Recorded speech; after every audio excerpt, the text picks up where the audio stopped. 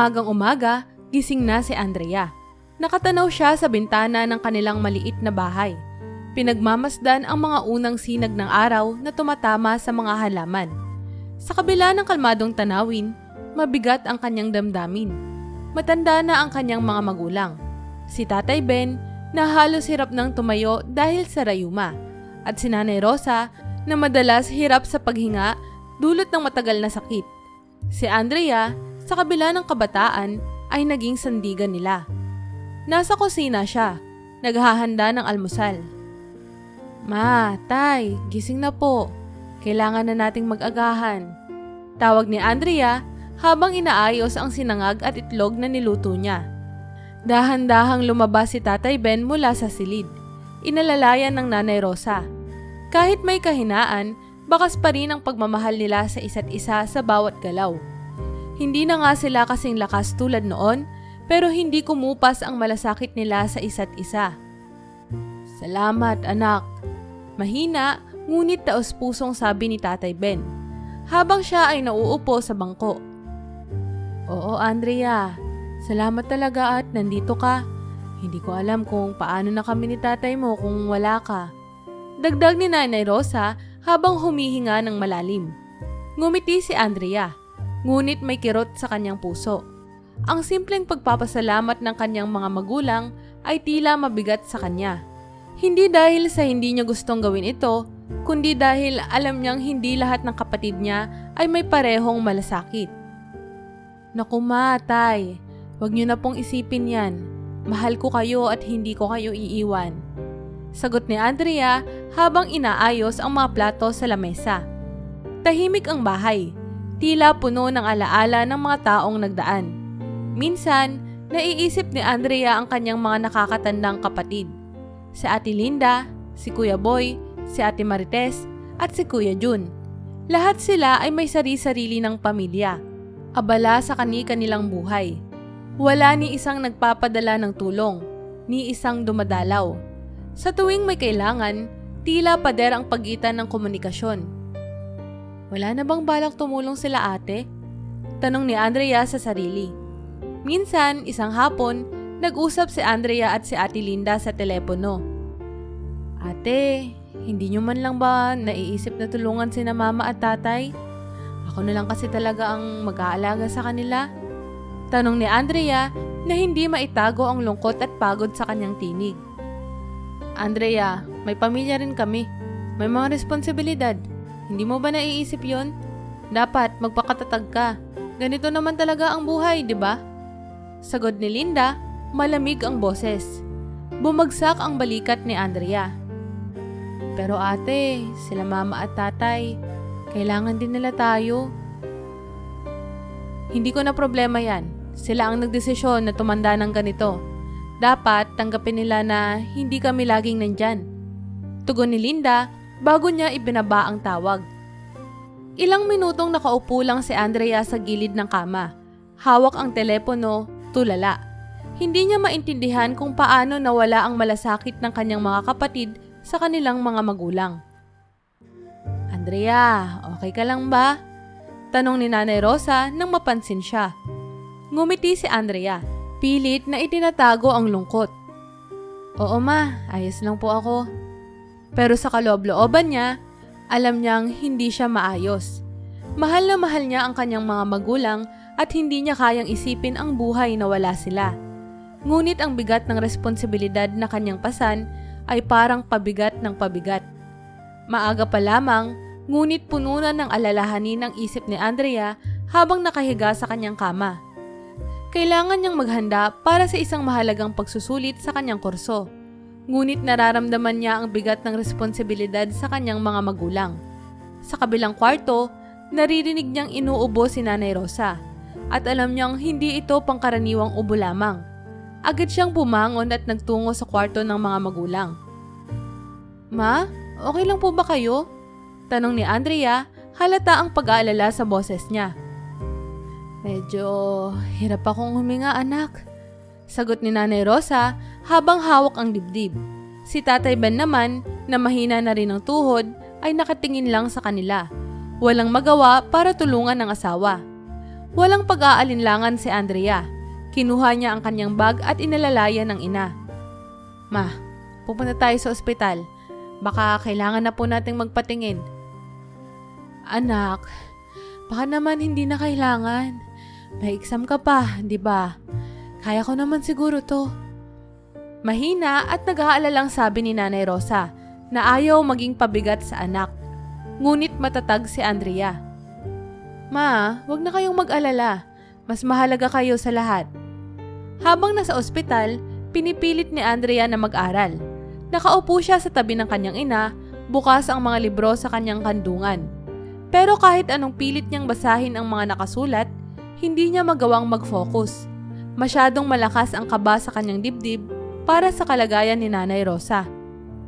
Anak, pasensya ka na talaga ha, sabi ni Nanay Rosa habang hinihintay nila ang doktor.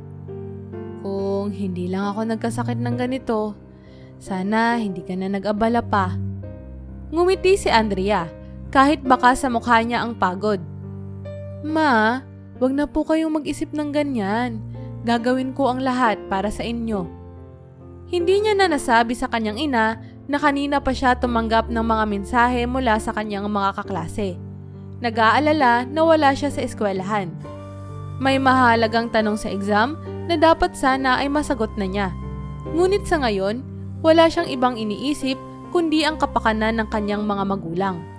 Makalipas ang ilang oras, natapos din ang check-up at binigyan si Nanay Rosa ng gamot para sa kanyang kondisyon. Nagpasalamat ang doktor sa mabilis na aksyon ni Andrea. Pero sa likod ng kanyang isip, hindi maiwasan ni Andrea ang mag-alala sa mga oras na nawala para sa kanyang pag-aaral. Pagbalik nila sa bahay, tahimik lang si Andrea habang inaayos ang mga gamit at iniwan muna ang mga libro sa tabi. Alam niyang marami pa siyang hahabulin sa eskwela, pero mas mahalaga sa kanya ang kalusugan ng kanyang ina.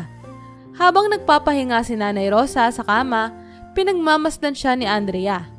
Naisip niya kung hanggang kailan niya kakayaning pagsabayin ang lahat. Lumapit si Tatay Ben sa kanya, marahang inilagay ang kamay sa balikat ng anak. Anak, hindi mo kailangan dalhin ang lahat ng bigat. Magpahinga ka rin.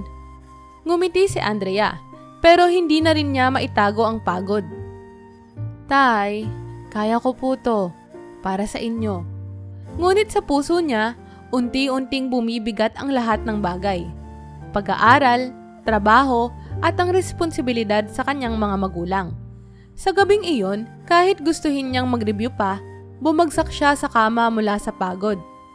Habang abala si Andrea sa kanyang part-time na trabaho bilang isang cashier sa isang maliit na tindahan, tumunog ang kanyang cellphone. Isa sa mga kaibigan niyang si Maya ang tumatawag.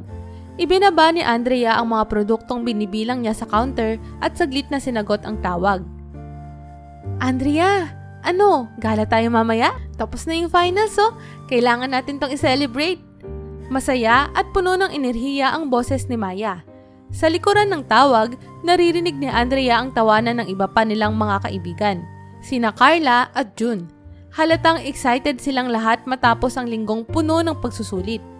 Napatingin si Andrea sa relo. Wala pa siyang masyadong tulog at alam niyang kailangan siyang umuwi kaagad para alagaan ang mga magulang. Ngunit saglit niyang naisip kung paano na-miss niya na rin ang ganitong klaseng gala kasama ang mga kaibigan. Panandili ang bumalik sa kanya ang mga alaalang magkasama silang nagkakape, nagkukwentuhan at tumatawa ng walang iniisip na responsibilidad. Maya, hindi ako makakasama sagot ni Andrea, pilit na iniingatan na hindi ipakita ang bigat sa boses niya. Ano? Sayang naman. Tagal mo nang hindi sumasama Siguro kailangan mo rin ng break. Sabi ni Maya, hindi maitago ang pagkadismaya sa sagot ni Andrea. Tumingin si Andrea sa mga resibo na kanyang sinusuri at saglit na napatigil. Iniisip kung may paraan pa ba na makasama niya ang mga ito. Pero bumalik sa isip niya si Nanay Rosa at si Tatay Ben, na siguradong hinihintay na siya sa bahay. Tsak na may kailangan na naman ang mga ito at ayaw niyang pabayaan sila kahit saglit lang. Pasensya na talaga, Maya.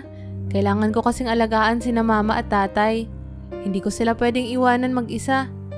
Sabi niya, marahang lumingon sa tindahan. Iniisip ang mga responsibilidad na hindi niya maiiwasan. Lagi na lang ganyan. Hindi ka na nga halos sumasama sa amin eh. Minsan Andrea, magpahinga ka naman para sa sarili mo. Okay lang na hindi ka palagi nandyan para sa kanila, ano ka ba? Sabi ni Maya, halatang naiinis. Narinig din ni Andrea ang ilang bulong ng ibang kaibigan sa background. At alam niyang parang nawawala na sila ng pasensya sa kanya. Basta, next time na lang, promise. Pilit na sabi ni Andrea kahit alam niyang baka hindi rin siya makasama kahit kailan. Pinatay niya na ang tawag bago pa man mas lumalim ang usapan. Nang ibalik niya ang cellphone sa bulsa, naramdaman niyang mabigat ang dibdib niya. Hindi niya maiwasang mag-isip na habang tumatagal, parang unti-unting nawawala na siya sa buhay na kanyang mga kaibigan. Hindi na siya nakakasama sa kanilang mga gala, sa kanilang mga simpleng kasiyahan, pati sa social media. Madalas niyang nakikita ang mga larawan ng mga ito. Masayang nagkakainan sa labas, nagtatawanan, samantalang siya naroon sa ospital o kaya ay sa bahay abala sa pag-aalaga. Pag-uwi niya ng bahay, nadatnan niya si Nanay Rosa na nakahiga sa kama. Tila malalim ang paghinga. Agad niyang hinagkan ang ina at sinabing, "Ma, kailangan niyo na pong magpahinga. Ako na ang bahala sa lahat." "Nak, napagod ka ba sa trabaho?" Tanong ni Nanay Rosa, halata ang pag-aalala sa boses. "Hindi naman po, Ma. Ayos lang ako." Sagot ni Andrea, ngunit may lungkot sa kanyang mga mata na hindi maitago. Habang pinupunasan niya ang noo ng ina, bumalik sa isip niya ang sinabi ni Maya. "Magpahinga ka naman para sa sarili mo." Pero paano nga ba siya makakapagpahinga kung nararamdaman niyang walang ibang mag-aalaga sa mga magulang niya kundi siya lamang? Minsan, gusto niyang sumama at magpakasaya kasama ang mga kaibigan. Pero sa tuwing naiisip niya sina Nanay Rosa at Tatay Ben, parang hindi niya magawang talikuran ang responsibilidad na iyon. Isang responsibilidad na hindi niya kayang iwanan kahit gaano pa kalalim ang pagod at kalungkutan na nararamdaman niya. Hapon na. Tahimik ang paligid sa loob ng maliit na bahay. Si Andrea ay abalang naglalaba sa harap ng bahay. Pinagpapawisan at halatang pagod matapos ang isang araw ng trabaho at pag-aaral. Sa loob, si Nanay Rosa ay nakaupo sa kanilang maliit na sala. Tinutulungan si Tatay Ben na iayos ang kanyang mga paa dahil sa masakit na rayuma. Maya-maya, napansin ni Tatay Ben ang labas ng bintana, kung saan abala si Andrea sa kanyang gawain. Malalim ang naging buntong hininga ni Tatay Ben. "Rosa, tingnan mo si Andrea." Mahinang sabi nito sa asawa. "Napapagod na ang anak natin. Halos wala na siyang pahinga." Tumingin si Nanay Rosa sa kanyang asawa at pagkatapos ay sa anak nila sa labas. Kitang-kita sa mukha ng ina ang lungkot. "Oo nga, Ben. Hindi ko alam kung hanggang kailan kakayanin ni Andrea to. Dati, makikita mong masaya siyang mag-aaral at nakikipagkaibigan. Ngayon, halos wala na siyang oras para sa sarili niya." Naupo si Tatay Ben, tila matamlay. "Kung wala lang tayong ganitong kalagayan, hindi sana ganito ang buhay ng anak natin. Hindi niya sana kailangan magsakripisyo ng ganito." Tahimik silang nagyakap habang pinagmamasdan si Andrea. Napatuloy pa rin sa kanyang mga gawain. Hindi halintana ang pagod. Tila hindi niya napapansin ang kanilang mga mata na puno ng panghihinayang. "Rosa," ani Tatay Ben, halata ang pighati sa boses. "Hindi ko alam kung tama bang hayaan natin si Andrea ang magdala ng lahat ng responsibilidad. Parang nagiging pabigat tayo sa kanya." Hindi makasagot si Nanay Rosa. Alam niyang tama si Tatay Ben. Pero ano nga ba ang magagawa nila? Wala silang ibang maaasahan. Ang 4 nilang nakatatandang anak, tila wala nang pakialam. Hindi na dumadalaw, hindi nagpapadala ng suporta, at madalas ay hindi na sumasagot sa mga tawag ni Andrea. "Di ko na alam, Ben," sabi ni Nanay Rosa, mahina at puno ng lungkot. "Walang ibang maaasahan si Andrea, pero kitang-kita ko na nahihirapan na siya. Halos wala na siyang panahon sa sarili niya eh, kahit sa mga kaibigan niya." Bumuntong hininga muli si Tatay Ben. Sana man lang yung mga kapatid niya, kahit minsan, sana tumulong sila. Hindi tama na si Andrea lang ang mag-aalaga sa atin. Sa labas, narinig ni Andrea ang pag-uusap ng kanyang mga magulang. Tumigil siya sa paglalaba at marahang naglakad pabalik sa loob ng bahay. Pumasok siya sa sala at naupo sa tabi nila. Marahang hawak ang mga kamay ng kanyang mga magulang. Ma, Tay, wag na po kayong mag-alala. Hindi kayo pabigat sa akin. Sabi niya, pilit na pinapakalma ang kanilang mga puso. Mahal na mahal ko kayo at gagawin ko ang lahat para maalagaan lang kayo. Ngunit hindi mapigil ni Nanay Rosa ang mga luhang pumatak mula sa kanyang mga mata. Pero anak, hindi na kami okay sa ganito. Nakikita namin kung gaano ka nahihirapan. Hindi namin gustong maging dahilan ng paghihirap mo. Ma, mahal ko kayo. Kayong dalawa ni tatay. Sagot ni Andrea, pilit nang umingiti. At kahit anong mangyari, hindi ko kayo iiwan. Ayos lang po ako. Ayos lang po. Ngunit sa kaloob-looban niya, nararamdaman ni Andrea ang bigat ng sitwasyon. Alam niyang tama ang mga magulang niya. Napapagod na siya. Hindi niya alam kung hanggang kailan niya kakayanin ang ganitong sitwasyon. Ngunit wala siyang balak na iwan ang mga magulang, kahit gaano pa kahirap ang dinadala niyang pasanin. Maagang maaga pa lang, gising na si Andrea. Sinusubukan niyang habulin ang oras. Kailangan niyang pumasok sa kanyang part-time na trabaho bilang cashier bago magtanghali. Pero bago iyon, kinailangan niyang asikasuhin ang mga magulang. Nagluto siya ng almusal, hinanda ang gamot ni Tatay Ben at siniguradong maayos ang higaan ni Nanay Rosa. Nang sigurado na siyang komportable ang mga magulang, nagmamadali na siyang tumakbo papunta sa trabaho. Pagdating niya sa tindahan, diretso na siya sa counter. Pagod at kapansin-pansin ang kulang sa tulog. Kahit gaano niya gustong magpahinga, alam niyang kailangan niyang kumayod. Kailangan niya ng pera para matustusan ang gamot at pangangailangan ng kanyang mga magulang. Ilang oras na siyang nakatayo at abala sa pagbibilang ng pera at pag-ayos ng mga benta nang biglang may marinig siyang sigaw mula sa manager, si Sir Raul. Nakilalang istrikto at hindi mapagpatawad sa mga pagkakamali. Andrea! Malakas na tawag ni Sir Raul na halatang galit na. Tumayo ito sa harap ng counter, may hawak na resibo. Ano tong ginawa mo sa benta kahapon? Nagkulang tayo ng 500 pesos. Bakit ang dami mong pagkakamali nitong mga nakaraang araw? Nanlamig si Andrea. Pilit niyang iniisip kung ano ba ang nagawa niyang mali. Pero hindi na niya maalala ang eksaktong mga detalye.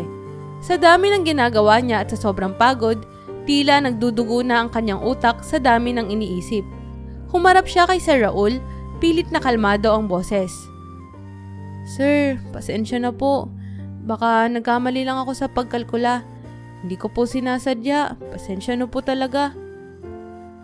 Andrea, hindi na ito unang beses. Kung hindi ka mag-iingat, baka mawalan ka na ng trabaho. Galit na sabi ni Sir Raul. Dapat ay nakatuon ka sa ginagawa mo. Ano ba ang problema mo? Baka kailangan mo magpahinga na lang muna. Hindi makapagsalita si Andrea. Hindi niya kayang sabihin ang dahilan ng mga pagkakamali niya. Ang walang tigil na pag-aalaga sa mga magulang at ang mga oras ng walang tulog para lamang pagsabayin ang trabaho, pag-aaral at responsibilidad sa pamilya. Pinipigilan niyang umiyak pero nararamdaman niyang naglalaban ng pagod at emosyon sa kanyang dibdib. Sir, pasensya na po talaga. Mahina niyang sagot. Hindi na po mauulit. Siguraduhin mo lang ah. Matalim na tugon ni Sir Raul bago ito lumayo. Nagbabanta pa rin sa kanyang tono. Isa pang pagkakamali, wala ka na rito. Tandaan mo. Nang umalis na si Sir Raul, naupo si Andrea saglit sa upuan sa likod ng counter.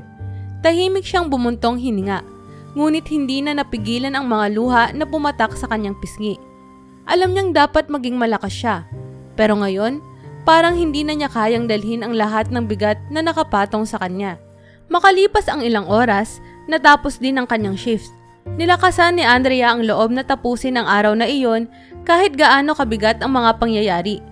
Pagkalabas niya ng tindahan, Dahan-dahan siyang naglakad papunta sa isang maliit na parke malapit sa kanilang bahay. Naupo siya sa isang bangko, tinignan ang langit at tuluyang bumigay sa pag-iyak. Hindi na niya kayang ibuhos ang nararamdaman sa mga magulang dahil ayaw niyang maging pabigat pa sa kanila. Sa isipan niya, paulit-ulit na bumabalik ang mga pangungusap ni si Raul. Baka mawalan ka na ng trabaho. Kasabay nito, iniisip niya ang kanyang mga magulang na umaasa sa kanya. Walang ibang tutulong kundi siya lamang, ngunit hanggang kailan niya ito kakayanin? Sa kabila ng sakit at pagod, pilit niyang pinipilit ang sarili na bumangon at magpatuloy. Ngunit sa pagkakataong ito, pakiramdam ni Andrea ay unti-unti na siyang nawawalan ng lakas upang lumaban. Tahimik ang gabi sa maliit na bahay ng pamilya ni Andrea. Sa kanilang kwarto, si Andrea ay nakahiga na, himbing sa tulog dahil sa matinding pagod. Hindi na niya kinayang tapusin ang kanyang mga gawain matapos ang mahirap na araw. Pag-aalaga sa mga magulang, trabaho, at paghahanda para sa mga susunod na aralin. Sa kabila ng kanyang lakas at determinasyon, unti-unti na siyang nilalamon ng pagod. Sa kabilang kwarto, si Nanay Rosa at Tatay Ben ay tahimik na nag-uusap. Nakasandal si Tatay Ben sa gilid ng kama habang si Nanay Rosa ay hawak-hawak ang kanyang kamay. Tahimik na pinagmamasdan ang kanilang natutulog na anak sa kabilang kwarto. Ben, tignan mo si Andrea. Kitang-kita sa kanyang pagod. Mahina at puno ng lungkot na sabi ni Nanay Rosa, habang ang mga mata ay puno ng alalahanin para sa bunso nilang anak. Oo nga, Rosa. Napakabigat na ng dinadala ng anak natin. Halos hindi na siya makatulog ng maayos.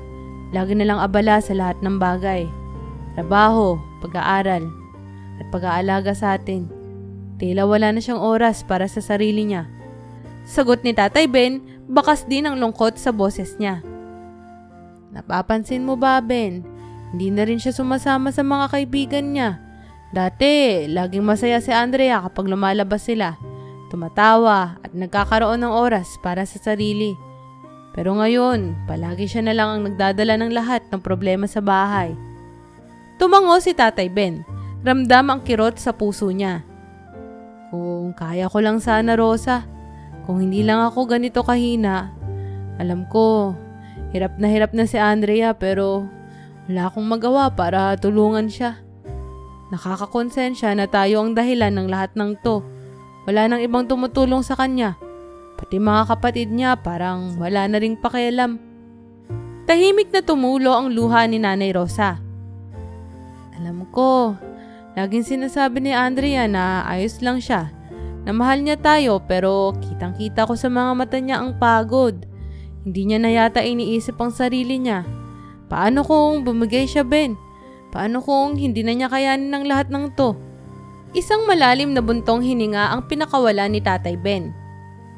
Hindi ko alam, Rosa. Sana, kahit minsan lang, maisip ng mga kapatid niya na tumulong. Hindi tama na si Andrea lang ang magdala ng lahat ng bigat. Baka masira na siya. Nang marinig ang mga salitang iyon, si Nanay Rosa ay humawak ng mahigpit sa kamay ng asawa, na tila kumukuha ng lakas mula sa kanya. Pero anong magagawa natin? Hindi natin sila mapipilit. Si Andrea na lang ang natitirang sumusuporta sa atin. Tahimik silang nagyakap. Damang-dama ang bigat ng kanilang konsensya at panghihinayang. Mahal nila si Andrea, ngunit alam nilang hindi sila makakatulong ng tulad na gusto nila. Ang bawat araw na nakikita nilang nahihirapan ang anak nila ay isa ring araw ng pagkawasak ng kanilang mga puso. Sa kabilang kwarto, si Andrea ay tulog pa rin. Hindi na namamalayan ang mga bulong ng kanyang mga magulang. Sa likod ng kanyang himbing na tulog, dala-dala niya ang bigat ng mundo. Ngunit para sa kanya, walang ibang pagpipilian kundi ang ipagpatuloy ang sakripisyo. Mahal na mahal niya ang kanyang mga magulang. At kahit gaano pa kapikat ang responsibilidad, wala siyang balak na tumigil. Pero sa puso ng mga magulang niya, alam nilang darating ang araw na baka hindi nakayanin ng kanilang anak ang ganitong kalagayan. Isang gabi, habang tahimik na nagpapahinga si Andrea sa tabi ng kanyang ina sa sala, bigla na lang inatake si Aling Rosa ng kanyang hika. Nakaupo ito sa sopa, ngunit biglang nahirapan sa paghinga. Hawak-hawak ni Aling Rosa ang kanyang dibdib habang pilit na inaabot ang inhaler niya. Agad-agad tumayo si Andrea, natataranta. Ma! Sandali lang po. Ito po yung inhaler nyo. Agad niyang ibinigay ito sa kanyang ina, pero hindi bumubuti ang kalagayan ni Aling Rosa. Nang makita ni Andrea na hindi na nagiging sapat ang inhaler, napagtanto niyang kailangan na nilang dalhin ang kanyang ina sa ospital. Agad niyang kinuha ang cellphone at nagdial para mag-book ng taxi. Si Tatay Ben, nahirap din sa kanyang tuhod, ay nagtangkang bumangon para tulungan ang asawa. Ngunit kinailangan ding alalayan ni Andrea. Tay, magbibihis na ako. Kailangan nating dalhin si nanay sa ospital ngayon na. Sabi ni Andrea habang nanginginig sa takot. Pagdating nila sa ospital, agad na dinala si Aling Rosa sa emergency room. Nakaupo si Andrea at si Tatay Ben sa labas ng kwarto. Tahimik na nagdarasal na bumuti ang kalagayan ni Aling Rosa. Pero sa kabila ng takot at pag-aalala, naisip ni Andrea ang mga gastusin. Alam niyang kakailanganin ng ina ng gamot at masinsinang gamutan at wala silang sapat na pera para sa lahat ng ito. Habang naghihintay, tinawagan ni Andrea ang kanyang mga kapatid. Alam niyang kailangan na niyang magmakaawa para sa tulong. Una niyang tinawagan si Ate Linda, ang pinakapanganay. Ate, nasa ospital si nanay. Malala na yung hika niya at baka kailangan nating magbayad para sa gamutan. Ate, nakikiusap na ako. Baka pwede kang magpadala ng tulong. Mahinang sabi ni Andrea, pinipigilan ang pagtulo ng luha habang kinakausap ang kapatid. Sa kabilang linya, narinig niyang huminga ng malalim si Ate Linda bago magsalita. Andrea, alam mo naman na hindi ganun kadali. May mga bayarin din ako dito sa bahay. Hindi ko kayang magpadala ngayon. Baka kay Jun, dun ka muna humingi ng tulong. Tila nadurog ang puso ni Andrea sa narinig, pero hindi siya sumuko. Sinubukan niyang tawagan si Kuya Jun. Nagring ng ilang beses ang telepono bago ito tuluyang isagot. Anong kailangan mo? Malamig na tanong ni Kuya Jun, tila walang pakialam. Kuya, si nanay kasi nasa ospital. Kailangan namin ng pera para sa gamutan niya. Pwede ka bang tumulong?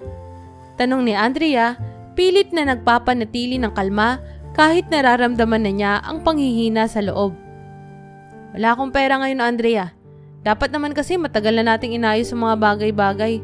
Hindi yung palagi na lang emergency. Tugon ni Kuya Jun, halatang inis. Pero kuya, malala na si nanay. Nagsimula nang tumulo ang luha ni Andrea. Pasensya na. Wala akong may tutulong. Ikaw na ang bahala dyan. Sabi ni Kuya Jun bago tuluyang ibinaba ang tawag. Pagkatapos ng tawag na iyon, hindi na napigilan ni Andrea ang mga luhang pumatak mula sa kanyang mga mata. Pinunasan niya ang mga ito at dahan-dahang tumingin sa kanyang ama, si Mang Ben, na tahimik lang sa tabi niya. Nasa isip ni Andrea kung bakit tila nawalan ng malasakit ang kanyang mga kapatid. Paano sila nagkaganito? Paano nilang nagawang pabayaan ang sarili nilang ina sa oras ng pangangailangan? Habang hinihintay na lumabas ang doktor, si Andrea ay patuloy na umiiyak ng tahimik.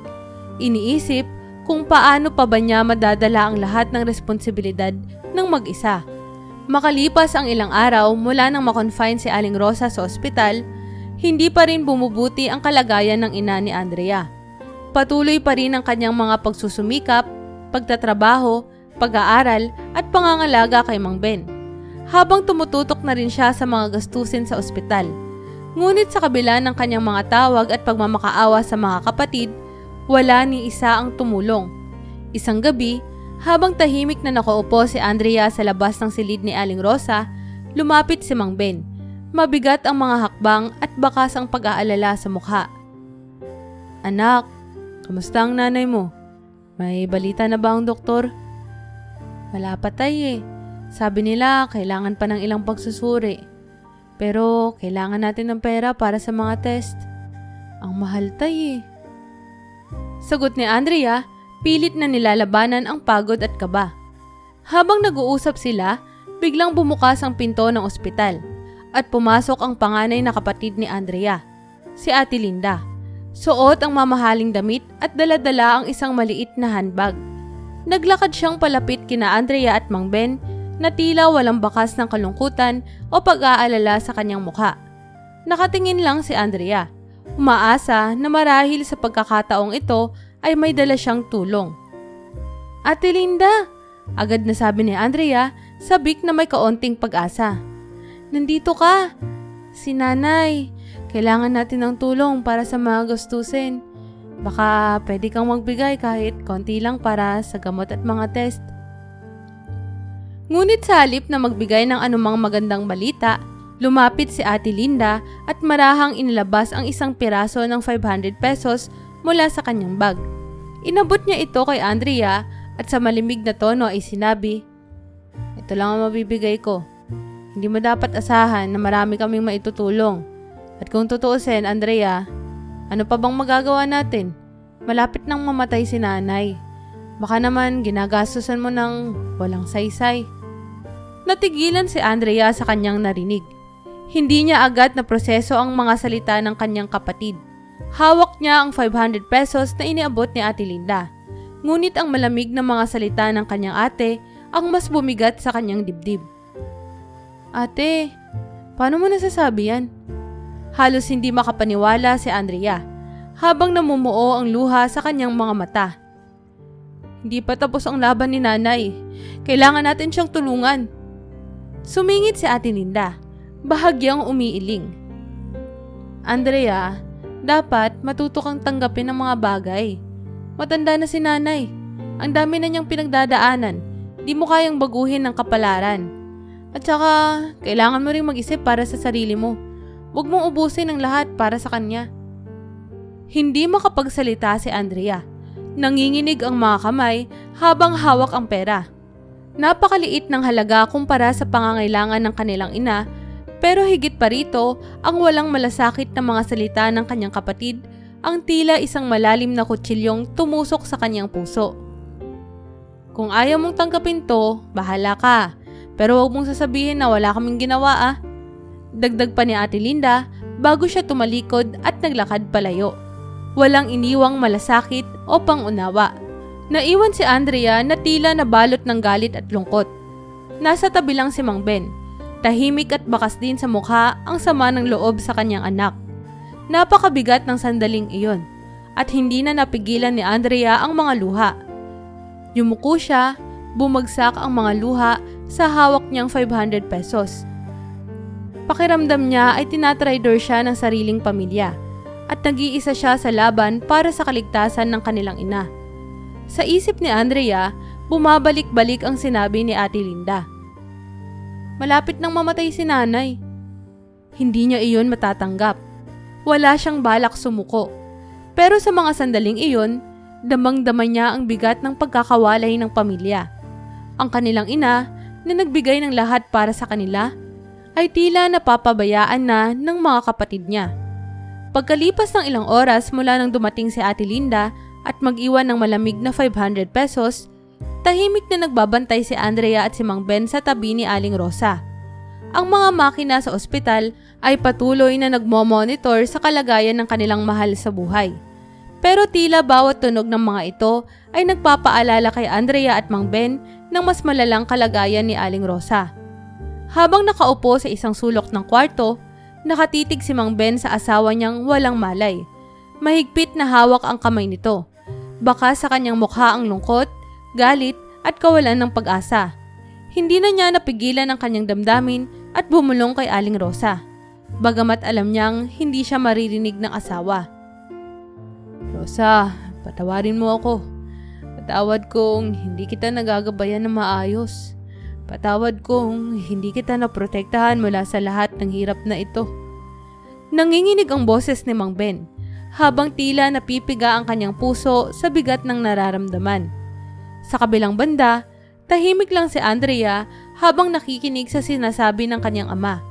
Ramdam niya ang bawat salita nito, ang bigat ng responsibilidad na tila bumabalot sa kanyang buong pamilya. "Naisip ko, Rosa, akala ko, pagtanda natin, Ang mga anak natin ang mag-aalaga sa atin. Akala ko kapag mahina na tayo, sila ang sasandalan natin. Pero nasan sila ngayon? Si Andrea na lang ang natira sa atin at napakabigat ng dinadala ng anak natin. Paano na siya? Paano na siya kapag wala ka na? Hindi na napigilan ni Mang Ben ang pagtulo ng mga luha at marahang iniabot ang kamay ng asawa. Tahimik lang si Andrea, ngunit ramdam niya ang mga hinanakit ng kanyang ama. Hindi lang ito tungkol sa sitwasyon ni Aling Rosa, ito ay tungkol sa kanilang buong pamilya. Sa mga kapatid niya na tila iniwan sila sa oras ng pangangailangan. Ang bawat salita ni Mang Ben ay tila nagdagdag ng bigat sa puso ni Andrea. Alam niyang matagal nang dinadala ng ama ang ganitong klaseng sama ng loob. Pero ngayon lamang ito nabigkas. Ano bang magagawa natin, Rosa? Bakit ganito ang mga anak natin? Bakit parang wala na silang pakialam sa atin? Hindi ba't binigay natin ang lahat sa kanila? Bumaling si Mang Ben kay Andrea at nakita sa mga mata ng kanyang anak ang parehong sakit na nadarama niya. Nilingon ni Andrea ang kanyang ama at sa kauna-unahang pagkakataon, nakita niyang hindi na kayang itago ni Mang Ben ang kanyang nararamdaman. Tay, simula ni Andrea, ngunit hindi niya kayang ituloy ang sasabihin. Pakiramdam niya, wala siyang tamang salita na makakapagpagaan ng loob ng kanyang ama. Lalo na at ramdam niya rin ang bigat ng pagkadismaya. Tumayo si Andrea at marahang nilapitan si Mang Ben. Iniabot niya ang kamay nito at marahang inawakan. Tay, ako na po ang bahala kay nanay. Huwag po kayong mag-alala. Gagawin ko ang lahat para gumaling siya. Ngunit tumingin si Mang Ben sa kanya. Puno ng panghihinayang at galit, hindi sa kanyang anak, kundi sa mga anak nilang wala nang pakialam. Hindi ito tama, Andrea. Hindi tama na ikaw lang ang nagtitiis sa lahat ng to. Hindi ko akalain na darating ang araw na iiwan tayo ng mga kapatid mo. Ano bang pagkukulang namin ng nanay mo? Paano nilang nagawang pabayaan tayo?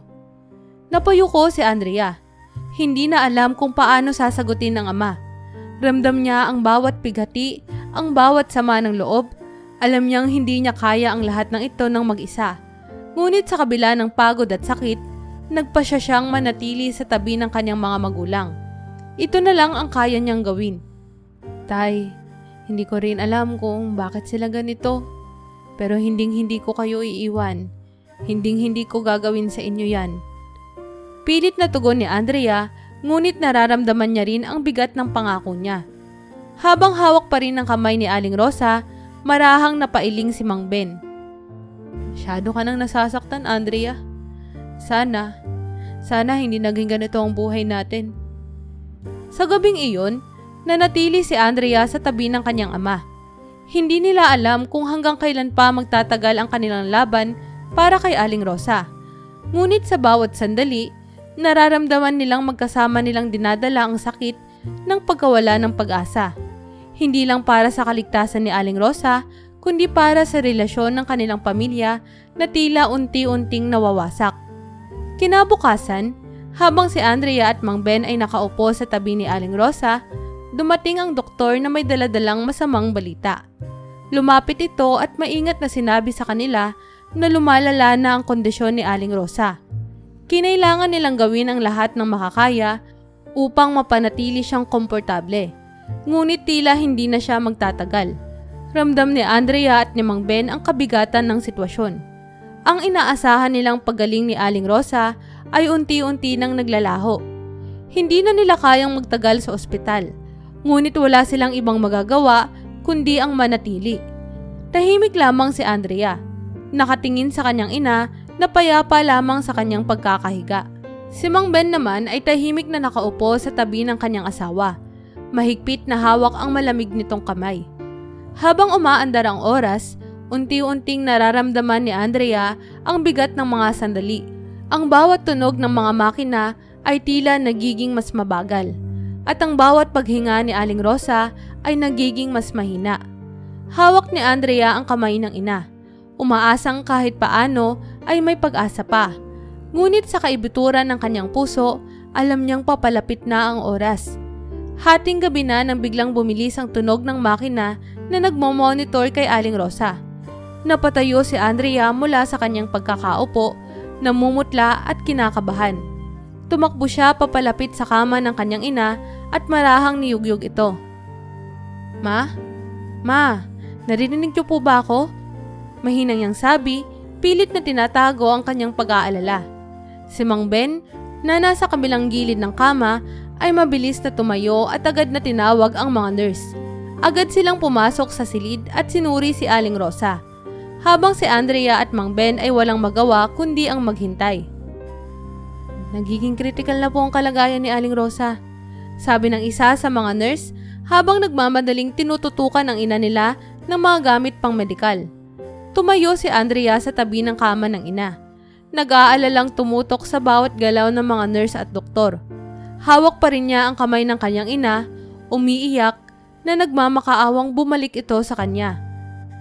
Ma, please, huwag niyo po kong iiwan.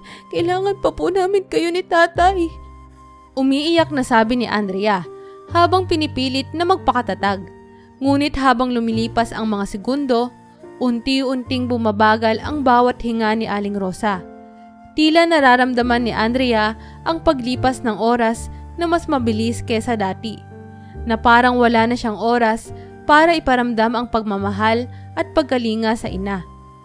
Nasa tabi lang si Mang Ben, nanginginig habang mahigpit na hawak ang isa pang kamay ng asawa. Alam niyang walang magagawa ang sino man sa puntong ito, na kahit gaano pa sila magmakaawa o umasa, narito na ang oras na matagal na nilang kinakatakutan. Dahan-dahang bumuka ang mga mata ni Aling Rosa at kahit na napakahina na ng kanyang paghinga, tila sinubukan pa rin niyang ngumiti kay Andrea. Anak, mahal kita. Mahal kita, Ben. Bulong ni Aling Rosa bago tuluyang napapikit ang kanyang mga mata. Sa huling pagkakataon, huminga ng malalim si Aling Rosa at pagkatapos ng ilang segundo, tumigil ang tunog ng makina. Hindi na napigilan ni Andrea ang pagpatak ng kanyang mga luha.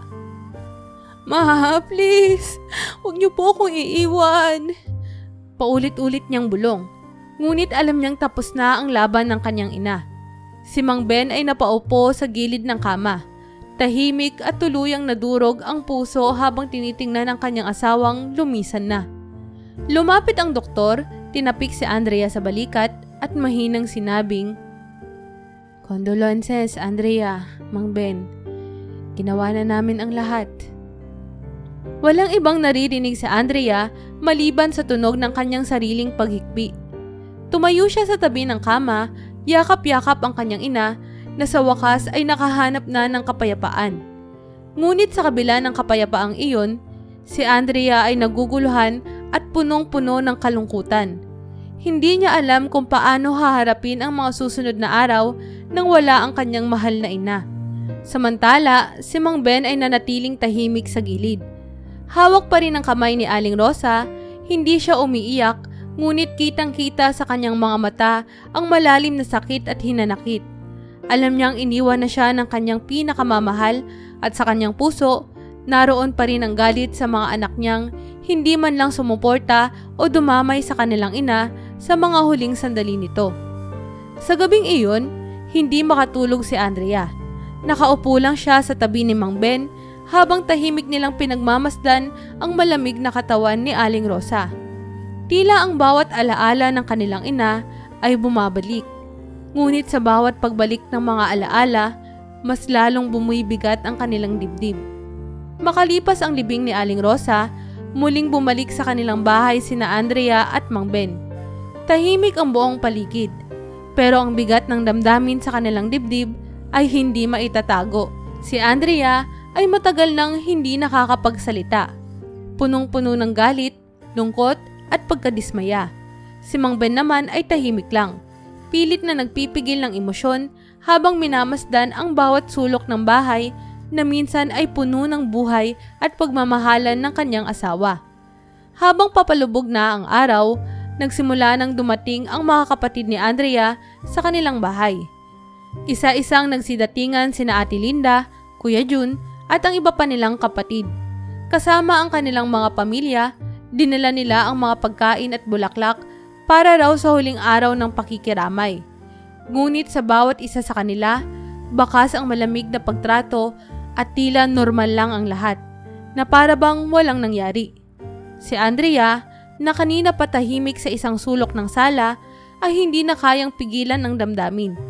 Pinagmasdan niya ang kanyang mga kapatid, ang mga taong dapat sana ay sumuporta sa kanila sa pinakamahirap na oras ng kanilang buhay, ngunit tila wala ni isang malasakit. Sa bawat araw ng pagmamakaawa niya para sa tulong, sa bawat pagkakataong sinubukan niyang magpaliwanag, walang tumugon, walang dumamay. Ngayon, nandito sila at tila walang nangyari. Huminga ng malalim si Andrea at tumayo mula sa kanyang pagkakaupo. Hindi na niya kayang itago ang galit na matagal nang bumabalot sa kanyang dibdib. Nilapitan niya ang mga kapatid niya, ang mukha niya ay punong-puno ng hinanakit. Wala kayong karapatan na magluksa ngayon, mariing sabi ni Andrea habang nanginginig sa galit. Lahat ng mata ay biglang tumingin sa kanya, nagulat sa kanyang pagsasalita.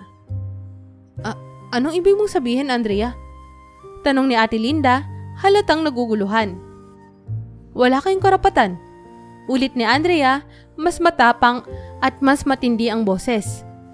Wala kayong karapatan na umarte na para bang nagmamalasakit kayo kay nanay. Hindi kayo tumulong nang kailangan ko kayo. Hindi kayo dumamay nung kailangan namin kayo ni tatay, lalong-lalo na ni nanay. Tahimik ang buong sala at walang sino man ang makatingin ng diretso kay Andrea. Nakayuko sina Ate Linda at Kuya Jun. Walang masabi sa bigat ng bawat salita ng kanilang bunso. Lahat sila ay nahihiya, ngunit walang magawang pagtakpan ang katotohanan. Wala akong narinig mula sa inyo. Kahit isang tawag, isang alok ng tulong. Pero si nanay hirap na. Pero nasan kayo? Wala. Ako lang yung nandito. Ako lang ang umako ng lahat ng hirap at bigat habang kayo masyadong abala sa mga buhay nyo para mag-alala. Ilang beses akong humingi ng tulong, pero ilang beses nyo rin akong tinanggihan. Ilang beses nyo akong hindi pinansin, tapos ngayon, nandito kayo? Para ano? Para magkunwaring maglungkot-lungkutan dahil nawala na ang nanay? Patuloy na sabi ni Andrea habang tumutulo na ang kanyang mga luha. Tila tinutusok ng bawat salita ni Andrea ang puso ng kanyang mga kapatid. Ngunit hindi na siya tumigil. At nung dumating na si nanay sa punto na naghihingalo na siya, anong ginawa nyo? Oo nga, Ate Linda, dumating ka at nagbigay ng 500 piso. Galit na sabi ni Andrea, sabay lagpak ng isang piraso ng papel na 500 sa lamesa. Akala nyo ba, sapat na yan para sa lahat ng sakit na dinaanan ni nanay? Para sa lahat ng sakripisyo niya para sa atin? Naiyak na rin si Mang Ben. Hindi na napigilan ang pighati habang nakikinig sa galit ng kanyang anak. Nakayuko siya, hawak ang kanyang kamay, tahimik lang habang dumadaloy ang mga luha. Sabi nyo, mahal nyo si nanay? Nasan kayo nung kailangan kayo? Nasan kayo nung nangangailangan siya ng tulong? Sigaw ni Andrea, halos masira na ang boses niya sa galit at lungkot. Wala ni isang makapagbigay ng sagot. Walang makatingin kay Andrea. Alam nilang totoo lahat ng sinabi niya. Ngunit huli na ang lahat. Itigil niyo yung peking pagmamalasakit niyo. Hindi namin yan kailangan. Doon niyo ibigay sa iba. Huwag dito. Wala kayong karapatan na magkunwaring nagmamahal kayo kay nanay. Matapos niyong baliwalain lahat ng paghihirap ni nanay, lahat ng paghingi namin ng tulong. Si tatay nakita niyo ba? Ni minsan hindi ko pa yan nakitang umiyak. Pero sa sobrang bigat ng nararamdaman namin, ng pinagdaanan namin, isang beses ko lang nakita na umiyak ang tatay, na naglabas ng sama ng loob. Anong ginawa niyo? Wala kayo sa tabi namin sa oras na pinakakailangan namin kayo. Kaya wala kayong karapatan na magpunta dito at magpakita ng pagmamalasakit na wala namang katotohanan. Dagdag pa ni Andrea bago siya tuluyang umalis mula sa sala. Tumakbo palabas ng bahay, umiiyak. Si Mang Ben ay naiwan na sa sala, tahimik at sising-sisi. Alam niyang totoo lahat ng sinabi ni Andrea, matagal na siyang may galit sa kanyang mga anak, ngunit sa pagkakataong iyon, naramdaman niyang mas matindi ang pighati at sama ng loob ng kanyang bunso kesa kanino paman. Nagkatinginan ang mga kapatid ni Andrea, halatang naguguluhan at nahihiya sa kanilang mga sarili. Walang makapagsalita o magpaliwanag. Naramdaman nila ang bigat ng kanilang pagkukulang, pero huli na para ayusin ang lahat. Matapos ang libing ni Aling Rosa, tuluyang bumagsak ang mundo ni Mang Ben. Ang dating masiyahin at masipag na lalaki ay naging tahimik at malayo sa dati niyang sarili. Araw-araw, nakaupo siya sa lumang upuan sa gilid ng kanilang bahay. Tahimik na nakatitig sa kawalan. Halos hindi na siya nakikisalamuha kay Andrea at tila nawalan siya ng sigla para mabuhay. Halos hindi na rin niya iniintindi ang pagkain at kapag kinausap siya ni Andrea, maiksi at malamig ang sagot niya. Isang gabi, habang naghahanda si Andrea ng hapunan, napansin niya ang kanyang ama na nakaupo sa may pintuan. Tahimik itong nakatanaw sa labas, habang ang mahinang hangin ay umiihip sa paligid. Lumapit si Andrea sa kanya. Bit-bit ang 2 tasa ng kape, umaasang kahit paano'y mapapaunlad ang usapan nila. Tay, kumain po kayo. Nagluto ako ng paborito nyo. Malambing na alok ni Andrea, habang inilalagay ang 1 tasa sa tabi ng kanyang ama. Pero si Mang Ben, bahagya lang tumingin kay Andrea at umiling. Wala akong gana, anak. Salamat na lang. Alam ni Andrea na malalim ang sakit na dinadala ng kanyang ama. Hindi na ito kagaya ng dati. At sa bawat araw na lumilipas, tila mas lalo itong nawawala sa sarili. Pilit niyang pinipilit na iparamdam ang pagmamahal at suporta sa ama. Pero tila ba walang nakakabawas sa lungkot na bumabalot kay Mang Ben. Tay, malumanay na sabi ni Andrea, naupo siya sa tabi ng kanyang ama. Alam ko pong mahirap tong pinagdadaanan natin. Pero nandito pa po ako, oh. Kasama niyo ako. Kaya pa po natin to.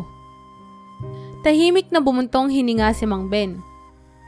Andrea, iba na to. Wala na si nanay mo. Paano pa ako mabubuhay nang wala siya? Halos pabulong ang boses ni Mang Ben, puno ng pighati at pagkawalang pag-asa. Lahat ng plano namin, lahat ng pangarap namin para sa inyo, wala na. Nawalan na ako ng dahilan. Tumulo ang luha ni Andrea, pero pilit siyang nagpakatatag. Tay, nandito pa po ako. Hindi ko po kayo iiwan. Gagawin ko ang lahat para tulungan kayo. Tumingin si Mang Ben sa malayo.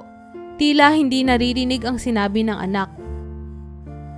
Rosa lang ang nagbigay ng kulay sa buhay ko. Ngayon, wala na. Araw-araw, iniisip ko siya. Minsan, kinakausap ko pa nga siya sa panaginip. Pero pagising ko, wala na siya. Humigpit ang pagkakahawak ni Mang Ben sa kanyang tasa ng kape. Tila pinipigilan ang sariling lumuha. Tahimik lang si Andrea. Ramdam ang bigat ng bawat salita ng kanyang ama. Alam niyang hindi niya maipaparamdam sa kanyang ama ang parehong pagmamahal na nawala kay Aling Rosa. Pero pilit niyang itinatago ang sariling sakit upang maging malakas para sa kanya. Lumipas ang mga araw, walang nagbago kay Mang Ben. Halos hindi na siya lumalabas ng kwarto at madalas ay nakahiga lang ito, nakatingin sa kisame. 1 taon matapos ang pagpanaw ni Aling Rosa, naging tahimik at malungkot ang bawat araw ni Andrea at Mang Ben. Si Andrea ay patuloy na nag-aaruga sa kanyang ama, kahit ramdam niyang tuluyan nang nawala ang sigla ni Mang Ben. Araw-araw, pinipilit niyang buhayin ang dating kasiglahan ng ama. Ngunit tila nawalan na ito ng anumang dahilan upang magpatuloy. Hindi na ito bumabangon mula sa kanyang kama at madalas nawala na itong gana sa pagkain. Pilit niyang inaalagaan ito, ngunit sa bawat araw, tila mas lumalala ang kalagayan ng kanyang ama. Hindi sa pisikal na sakit, kundi sa labis na kalungkutan. Isang gabi, habang natutulog si Andrea sa kabilang kwarto, narinig niyang tila kakaiba ang katahimikan ng bahay. Dali-dali siyang tumayo at pumunta sa kwarto ng kanyang ama. Tumayo siya sa tabi ng kama ni Mang Ben at marahang ginigising ito. Tay, pakiusap. Huwag mo po kong iwan. Umiiyak na bulong ni Andrea, nanginginig habang niyayakap ang malamig na katawan ng kanyang ama. Alam niyang dumating na ang oras na pinakakinatatakutan niya. Tuluyan nang iniwan si Andrea ng kanyang mga magulang. At muli, naramdaman niya ang labis na lungkot at pag-iisa. Pinikit niya ang mga mata habang iniiyakan ang kanyang ama, na nagpaalam sa mundo nang walang kasamang lungkot at kaligayahan. Matapos ang libing ni Mang Ben, naiwan si Andrea sa kanilang bahay, puno ng alaala at bighati. Tahimik niyang pinupunasan ang mga luha sa kanyang pisngi habang iniisip ang mga huling sandali ng kanyang ama. Bago ito pumanaw, may iniwang mga salita si Mang Ben na tila nagtatago ng isang lihim. Andrea, kunin mo ang lumang bag ni nanay mo. Yan lang ang kailangan mo. Nasa aparador. Huwag mong kalimutan. Ang mga huling habilin ni Mang Ben bago siya tuluyang nagpaalam. Hindi ito agad pinansin ni Andrea dahil sa bigat ng kanyang pagdadalamhati. Pero habang lumilipas ang mga araw, bumalik sa kanyang isipan ang mga salitang iyon. Nagpasya siyang sundin ang utos ng kanyang ama. Umakyat siya sa kanilang lumang kwarto kung saan nakaimbak ang mga gamit ni Aling Rosa. Sa likod ng isang aparador, nakita niya ang isang luma at medyo kupas ng bag ni Aling Rosa. Marahan niya itong kinuha at pinagmasdan. Napuno ng damdamin si Andrea habang hawak ang bag ng kanyang ina. Minsan itong ginamit ni Aling Rosa tuwing may espesyal na okasyon, ngunit hindi na niya ito binuksan mula nang pumanaw ang ina. Hindi ko alam kung bakit to iniwan ng tatay sa akin. Bulong ni Andrea sa sarili habang hawak-hawak ang bag. Dahil sa pagkalugmok at kalungkutan, tila nawala na rin sa isip ni Andrea ang bag. Iniwan niya ito sa tabi at ipinagpatuloy ang pakikibakan ng araw-araw na buhay ng mag-isa. Ilang linggo matapos mailibing si Mang Ben, biglang nagdatingan ang mga kapatid ni Andrea sa kanilang bahay. Hindi upang makiramay o makausap siya tungkol sa kanilang mga magulang, kundi upang pag-usapan ang pamana. Si Ate Linda, ang pinakapanganay, ay agad pumasok sa bahay. Sinundan ng ibang mga kapatid na halatang walang iniindang pighati. Halos walang bakas ng kalungkutan sa kanilang mga mukha. Ang tanging dala nila ay ang dokumento at listahan ng mga ari-arian. Andrea, kailangan na nating ayusin ang mamanahin ni tatay. Malakas na sabi ni Ate Linda habang diretso itong umupo sa sala. Para siya ang nagmamay-ari ng lahat ng bagay sa paligid. Nakatayo lang si Andrea sa gilid, tahimik at halatang naguguluhan. Hindi pa siya tuluyang nakakabangon mula sa pagkawala ng kanyang ama. Ngunit narito na ang kanyang mga kapatid. Tila abala lamang sa kanilang inaasahang kayamanan. May mga titulo ng lupa at bahay na kailangan nating ayusin. Alam mo naman siguro yon, hindi ba? Dagdag pa ni Kuya Jun na nagmamadaling lumapit kay Ate Linda. Dala ang ilang papeles na tila babatagal na nilang pinaghandaan. Hindi pa nga ako nakaka-recover tapos tungkol na agad sa manang iniisip nyo? Galit na sabi ni Andrea. Hindi na napigilan ang sarili. Ramdam niya ang kirot sa kanyang dibdib habang pinagmamasdan ang malamig na reaksyon ng kanyang mga kapatid. Andrea, hindi ito tungkol sa nararamdaman mo. Legalidad ito. Dapat na itong ayusin ngayon para hindi na tayo magkaabala. Malamig na tugon ni Ate Linda, sabay lingon sa mga kapatid na tila sumasang-ayon lang sa kanya. Naramdaman ni Andrea na wala siyang kakampi sa mga oras na iyon. Wala siyang magawa kundi sundin ang takbo ng usapan, kahit na alam niyang mali ang nararamdaman niya sa ginagawa ng kanyang mga kapatid. Sa sala, nagpatuloy ang usapan ng mga kapatid ni Andrea tungkol sa pamana. Si Ate Linda ay naglabas ng mga titulo ng lupa, habang si Kuya Jun ay nakatitig lang sa mga dokumento, halatang sabik na ayusin ang mga detalye. Halos hindi nila pinansin ang nararamdamang lungkot ni Andrea. Ang bawat hakbang ng kanilang usapan ay tila isa ng transaksyon sa kanila. Walang emosyon, walang paggalang sa mga alaala ng kanilang mga magulang. Ang lahat ng lupa ay papasa sa mga panganay. Andrea, hindi na ikaw dapat mag-alala sa mga ito. Kami nang bahala. Sabi ni Ate Linda, malamig at diretso, habang sinusuri ang mga dokumento. Nakatayo lang si Andrea sa gilid, nanonood habang binabaliwala ng kanyang mga kapatid ang lahat ng nararamdaman niya. Ramdam niya ang bigat ng sakit sa dibdib niya. Hindi lang dahil sa pagkawala ng kanilang mga magulang, kundi dahil sa malamig na pagtrato ng mga taong dapat sana ay kasama niyang nagdadalamhati. Ano? Hindi niyo man lang ba itatanong kung anong nararamdaman ko? Tanong ni Andrea, nanginginig ang boses, ngunit pilit na pinipigil ang galit. Si nanay, si tatay, halos ako lang ang nag-alaga sa kanila. Ako lang ang nandito. Tapos ngayon, kayong mga wala noong nangangailangan sila? Kayo pa ang kukuha ng lahat ng ari-arian? Tumingin si Ate Linda kay Andrea.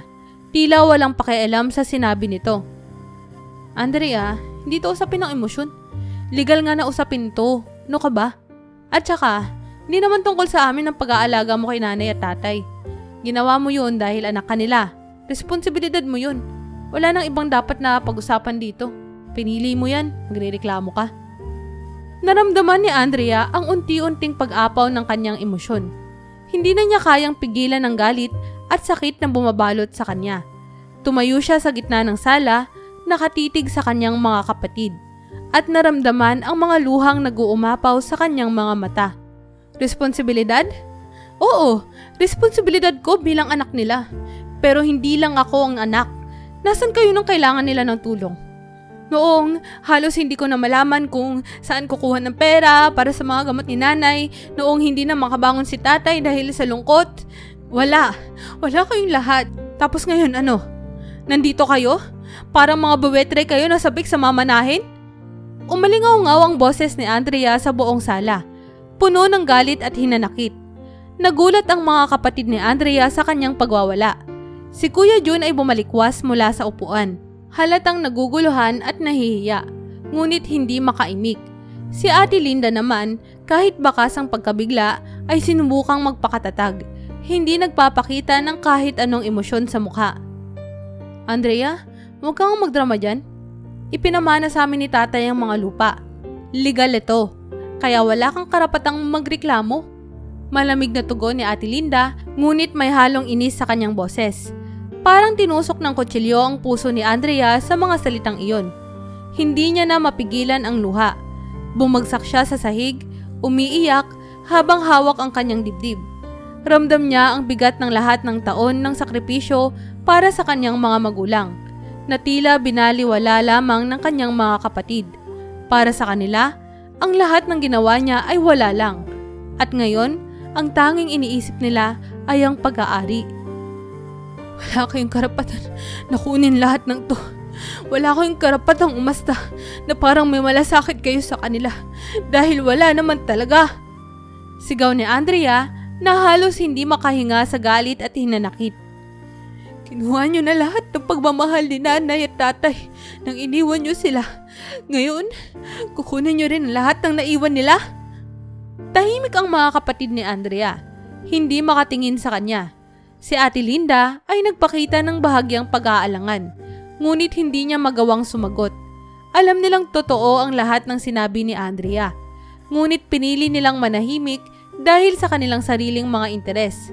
Naiwan si Andrea sa sahig, umiiyak, pilit na hinahanap ang mga dahilan para maintindihan kung bakit ganoon ang naging trato ng kanyang mga kapatid sa kanilang mga magulang.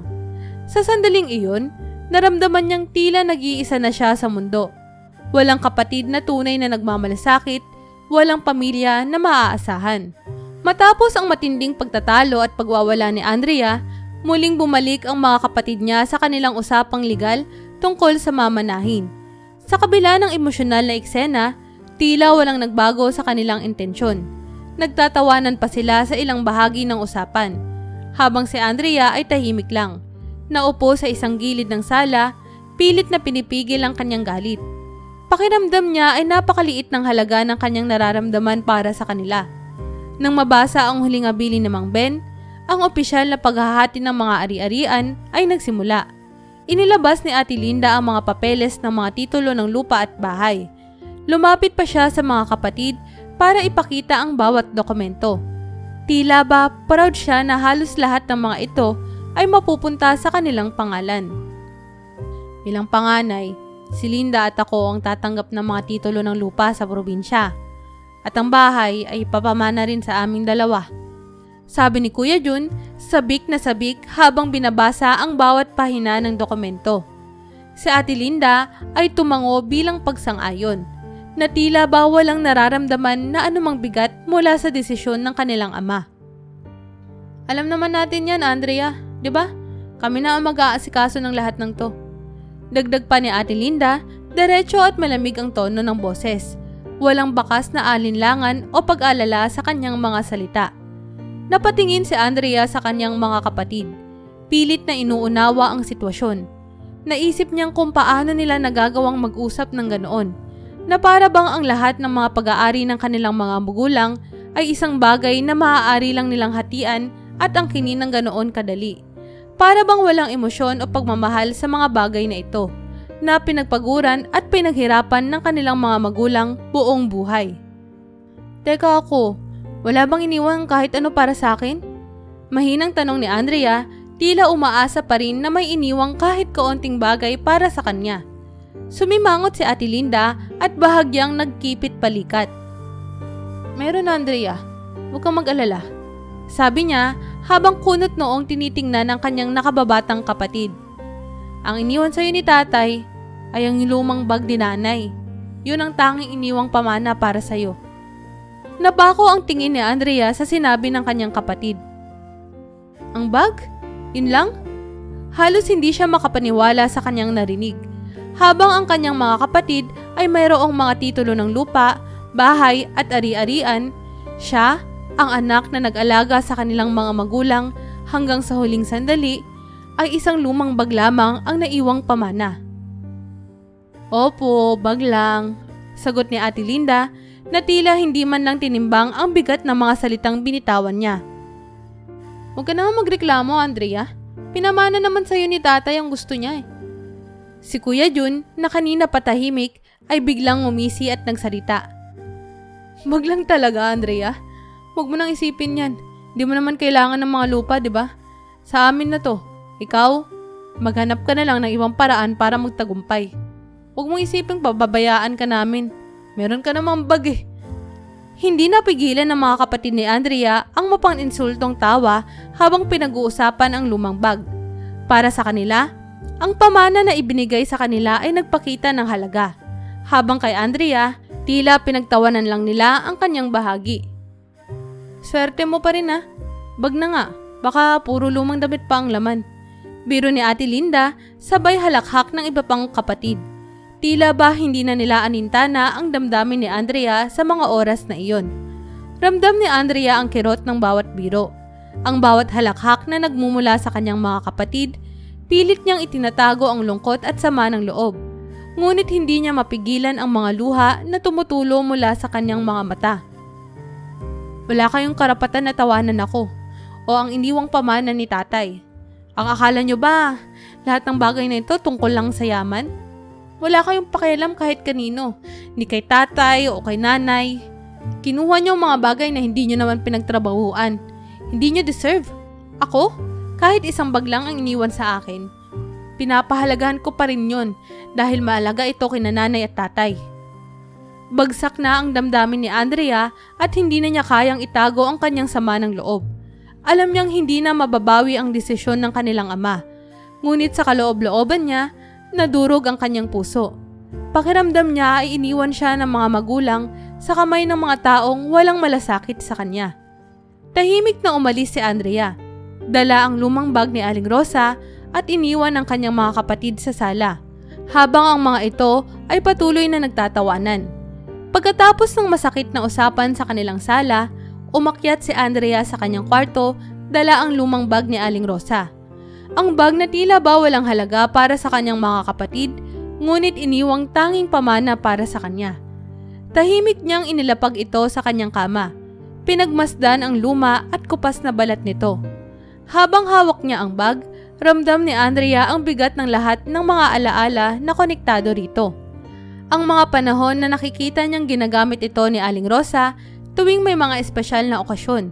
at kung paano ito ingatan ng kanyang ina. Lumipas ang ilang minuto, hindi pa rin binubuksan ni Andrea ang bag.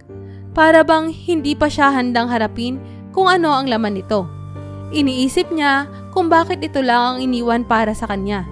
Habang ang kanyang mga kapatid ay nagmamay-ari ng mga titulo ng lupa at bahay. Hindi na niya napigilan ang mga luha na unti-unting bumabagsak sa kanyang pisngi. Ma, Tay, bakit ganito? Bulong ni Andrea sa sarili. Hawak-hawak ang bag na para bang ito na lang ang natitirang koneksyon niya sa kanyang mga magulang. Huminga ng malalim si Andrea at dahan-dahang binuksan ang zipper ng bag. Habang binubuksan ito, parang bumagal ang oras para sa kanya. Hindi niya alam kung ano ang aasahan. Baka nga katulad ng iniisip ng kanyang mga kapatid na puro lumang gamit o walang kwentang bagay ang laman na ito. Ngunit sa kaloob-looban niya, naroon ang kaunting pag-asa na may mahalagang bagay na naghihintay sa kanya. Sa kanyang pagkagulat, hindi damit o mga lumang gamit ang bumungat sa kanya. Sa halip, nakita niya ang isang makapal na bungkos ng pera, nakabalot sa ilang sobre na may pangalan niya. Halos hindi siya makapaniwala sa kanyang nakikita. Mabilis niyang binuksan ang bawat sobre at bawat isa ay naglalaman ng malalaking halaga ng pera. Totoo ba ito? Bulong ni Andrea habang nanginginig ang kanyang mga kamay. Hindi siya makapaniwala. Sa loob ng bag ay halos 5 milyong piso. Maingat na itinatago ng kanyang mga magulang sa loob ng maraming taon. Kasama ng mga sobre ay isang maliit na sulat, isinulat ni Aling Rosa. Agad itong binuksan ni Andrea at sinimulang basahin ang mga salita ng kanyang ina, na tila nakikipag-usap sa kanya mula sa kabilang buhay. Anak, Andrea, pasensya na kung ito lang ang naiwang pamana namin para sa'yo. Alam namin na hindi ka matutumbasan ng anumang halaga ng pera, pero nais naming matiyak na hindi ka mahihirapan kapag wala na kami ng tatay mo. Matagal naming inipon ang perang ito para sa'yo. Pinagpauna namin sa mga kapatid mo ang lupa at bahay dahil alam naming hindi nila naiintindihan ang halaga ng sakripisyo mo para sa amin. Pero ikaw, Andrea, ang nagbigay ng lahat ng pagmamahal at panahon sa amin. Kaya sa iyo namin iniwan ang kayamanan ng aming puso. Gamitin mo ito ng mabuti, anak. Nais naming magtagumpay ka at maging masaya kahit wala na kami. Mahal na mahal ka namin, Andrea. Sana maging gabay namin ito para sa kinabukasan mo. Nanay at tatay. Sa bawat salita na binasa ni Andrea, tila nararamdaman niya ang presensya ng kanyang mga magulang sa paligid niya. Tumulo ang mga luha niya, hindi dahil sa galit o sama ng loob, kundi sa labis na pagmamahal at pasasalamat. Hindi siya pinabayaan ng kanyang mga magulang. Ang bag na pinagtawanan ng kanyang mga kapatid ay isang naglalaman ng pinakamahalagang bagay, ang pagsisikap at pagmamahal ng kanyang nanay at tatay na buong buhay nilang inipon para sa kanya. Ma, Tay, salamat po. Hindi niyo po alam kung gaano ito kahalaga para sa akin. Humikbi si Andrea. Yakap-yakap ang sulat at ang bag na ngayon ay puno ng kahulugan para sa kanya. Sa oras na iyon, naintindihan ni Andrea na hindi lang material na bagay ang iniwan ng kanyang mga magulang. Iniwan nila sa kanya ang tiwala at pagmamahal na hindi mababayaran ng kahit anong ari-arian o ng lupa. Hindi siya nag-iisa. Dahil ang mga magulang niya ay laging nasa tabi niya. Sa mga alaala at sa mga sakripisyong ginawa nila para sa kanyang kinabukasan. Bagaman ang mga kapatid niya ay nagmamay-ari na ng mga lupain at bahay, si Andrea ang nagmana ng yaman na higit pa sa anumang halaga ng pera. Ang pagmamahal at pagsusumikap ng mga magulang na buong puso siyang inalagaan hanggang sa kanilang huling hininga. Matapos matuklasan ni Andrea ang napakalaking halaga ng pera sa lumang bag ni Aling Rosa, hindi siya makapaniwala sa dami ng pagkakataon na ngayon ay nasa kanyang mga kamay. Subalit, hindi niya ito itunuturing na simpleng yaman. Ang perang ito ay naging simbolo ng pagmamahal at sakripisyo ng kanyang mga magulang. Alam niyang hindi niya pwedeng sayangin ang naipon ng kanyang nanay at tatay. Kaya, pinag-isipan niyang mabuti kung paano niya magagamit ito ng tama. Sa mga sumunod na araw, nagplano si Andrea. Alam niya na kailangan niyang gamitin ang perang iniwan ng kanyang mga magulang upang lumikha ng mas mabuting buhay. Hindi lamang para sa kanya, kundi upang igalang din ang mga pangarap ng kanyang nanay at tatay. Napagdesisyonan niyang gamitin ang pera para magtayo ng isang negosyo. Isang negosyo na matagal na niyang pangarap. Ngunit hindi niya maisakatuparan noon dahil sa kakulangan ng pondo at pagkakataon. Isang araw, habang nakaupo siya sa kanilang maliit na kusina, inilabas niya ang isang notebook at sinimulan ang plano. Mula sa isang simpleng ideya, binuo niya ang kanyang pangarap. Magsisimula siya ng isang maliit na tindahan. Hindi lang bilang negosyo, kundi bilang isang lugar na magsisilbing alaala ng kanyang mga magulang. Plano niyang magtayo ng isang tindahan na magbebenta ng mga organic na produkto, mga gulay at prutas, na kagaya ng itinuro sa kanya ng kanyang nanay na alagaan sa kanilang hardin noong bata pa siya. Naging inspirasyon niya ang mga payo at aral ng kanyang nanay tungkol sa kalikasan at sa kahalagahan ng malusog na pamumuhay. Pagkalipas ng ilang linggong masusing pagpaplano, nagsimula na si Andrea sa unang hakbang. Kumuha siya ng mga tao na makakatulong sa kanya. Mga dating kakilala mula sa kanilang lugar na nangangailangan din ng trabaho. Sa tulong ng perang iniwan ng kanyang mga magulang, bumili siya ng isang maliit na lote kung saan itatayo ang tindahan. At sinimulan na ang pag-aayos at pagtatayo ng negosyo. Hindi naging madali ang lahat para kay Andrea. Maraming beses siyang napagod at nagduda kung tama ba ang mga hakbang na ginagawa niya. Ngunit sa tuwing nararamdaman niya ang pag-aalinlangan, lagi niyang iniisip ang mga huling salita ng kanyang nanay at tatay mula sa sulat na iniwan sa kanya. Anak, gusto naming maging matagumpay ka. Gamitin mo ito ng mabuti. Hindi nagtagal, nagbunga rin ang kanyang pagsisikap. Ang negosyo ni Andrea ay unti-unting nakilala sa kanilang lugar. Ang kanyang tindahan ay naging paboritong pasyalan ng mga tao. Hindi lamang dahil sa mga sariwang produkto na binebenta niya, kundi dahil sa pagiging totoo ni Andrea sa kanyang mga customer. Lagi niyang iniisip na ang tindahan ay hindi lamang tungkol sa pera, kundi tungkol sa pagbuo ng isang komunidad. Isang lugar na puno ng pagmamahal at malasakit kagaya ng ipinakita ng kanyang mga magulang. Dahil sa kanyang kasipagan, lumago ang negosyo ni Andrea at nagsimula siyang magbukas ng pangalawang branch sa kalapit na bayan.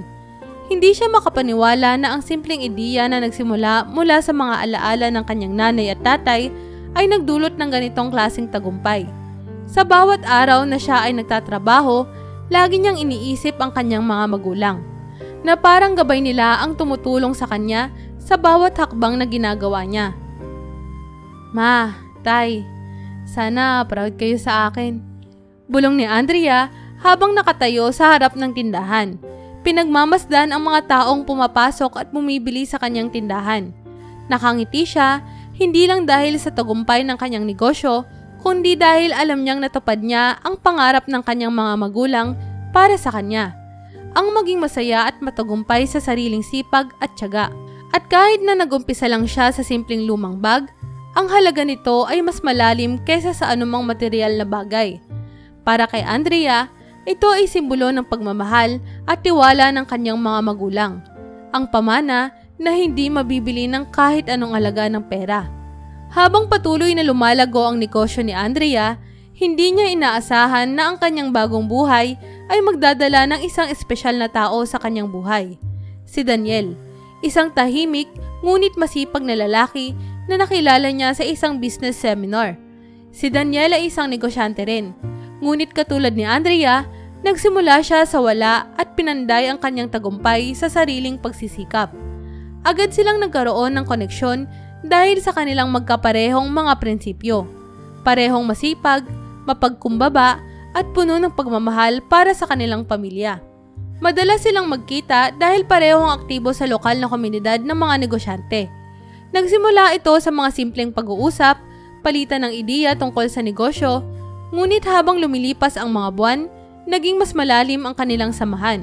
Hindi lamang sa negosyo sila nagkapareho ng interes, kundi pati sa mga personal na aspeto ng kanilang buhay. Si Daniel, tulad ni Andrea, ay may malalim na pagmamahal sa pamilya. Bagamat ang kanyang buhay ay hindi rin perpekto, dahil dito, madalas nilang pag-usapan ang mga alaala ng kanilang mga magulang. Mga alaala na nagpatibay sa kanilang relasyon.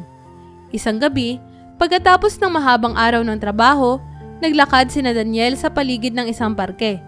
Doon, sa ilalim ng mga bituin, hinawakan ni Daniel ang kamay ni Andrea at seryosong nagsalita. Andrea, matagal na kitang gustong tanungin. Mahina, ngunit puno ng emosyon ang boses ni Daniel.